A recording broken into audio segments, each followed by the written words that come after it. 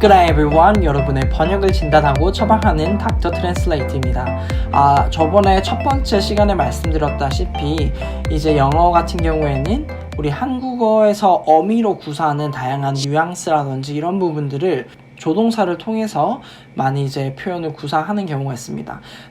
그런데 우리가 아는 이제 뭐 can, should 뭐 이런 거 같은 경우는 할 수 있다, 해야 한다 이 정도로밖에 모르기 때문에 사실 그러한 풍부한 맥락을 영어로 잘 표현하지 못하고 그렇게 실제로 말을 들었을 때도 이해가 안 되는 그런 문제가 발생을 하는데요.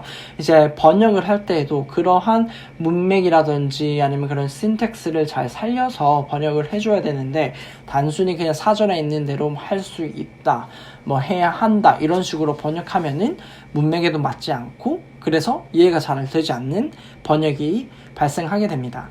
그래서 오늘도 이런 조동사를 통해서 어떻게 의미가 좀 더 풍부해질 수 있는지 그런 예시를 가지고 왔습니다. 그러면은 먼저 영상을 보시고 올게요. You are constantly talking about yourself. You are the most self-obsessed person I've ever met. You should see Kendall Jenner's Instagram feed. 네, 영상에서 이제 치디와 엘러노가 등장하게 됩니다. 치디 같은 경우에는 너는 내가 만났던 사람 중에서 자기 집착, 자기애가 정말 강한 사람이다 라고 말을 했습니다. 거기에다 대고 엘레노가 See Kendall Jenner's Instagram feed. 라고 말을 합니다. 번역이 캔들 제너의 인스타그램 피드를 꼭 봐야겠네요.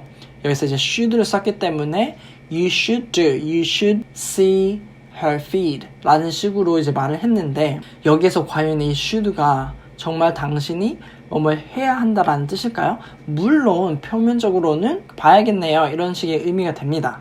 하지만 그 이면에 좀 더 함축적인 의미가 무엇이 될까요? 나보다 더한 사람이 캔들 제너이다. 내가 자기가 강한 거면은 캔들 제너는 뭐가 되냐 이런 의미가 되는 겁니다. 그래서 여기에서 알 수 있다시피 어떻게 보면 살짝 sarcasm이 들어가는 거죠. 단순히 I'm not the most selfish or self-obsessed person as you say 라고 말하는 게 아니라 어떻게 보면 가장 간단한 문장임에도 불구하고 거기에 오히려 더 풍부한 의미가 들어가게 됩니다.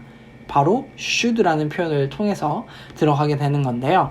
그래서 여기에서 번역을 단순히 인스타그램 피드를 꼭 봐야겠네요 라고 말하면은 사실 이러한 어떤 세부적이고 풍부한 문맥이라든지 함축적인 의미가 잘 살지 않는 문제가 발생을 하게 됩니다. 그래서 그게 오늘의 진단이었고요.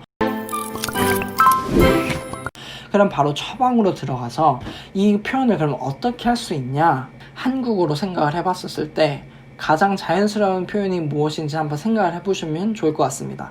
여기서 sarcasm을 썼다라는 점을 생각을 하셔야 되고요. 그 다음에 should라는 이 단어의 사전적 의미에서 좀 더 벗어나서 번역을 하려는 노력이 필요합니다.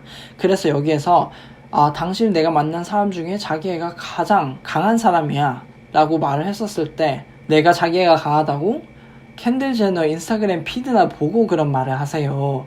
이런 느낌이 살아야 된다는 거죠. 그래서 그러한 느낌을 잘 살려서 번역에 어떻게 녹여낼 수 있는지는 개선된 자막에서 보고 들어오시도록 하겠습니다.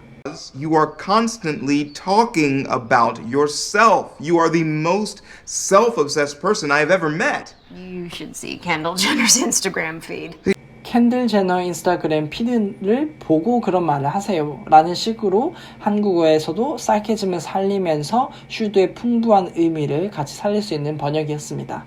영상을 보시면은 제가 이제 앞에 문장도 살짝 이제 고친 것을 아실 수 있을 텐데 여기에서 뭐 자기 집착 물론 이제 self-obsessed 라는 표현을 말 그대로 번역된 것은 맞습니다.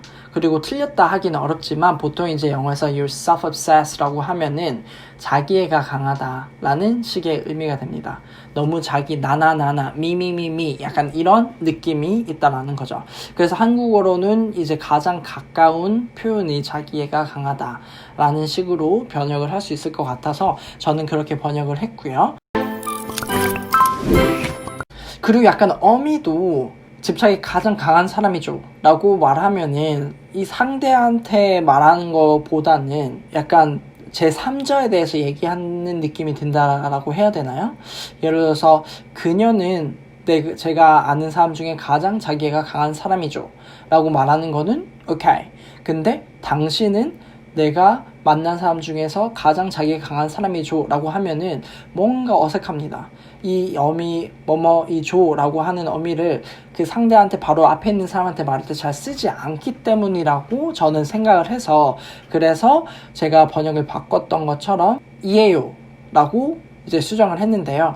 여러분들은 어떻게 생각하시는지 혹시 동의하지 않으신다면은 댓글로 많이 남겨주시고요.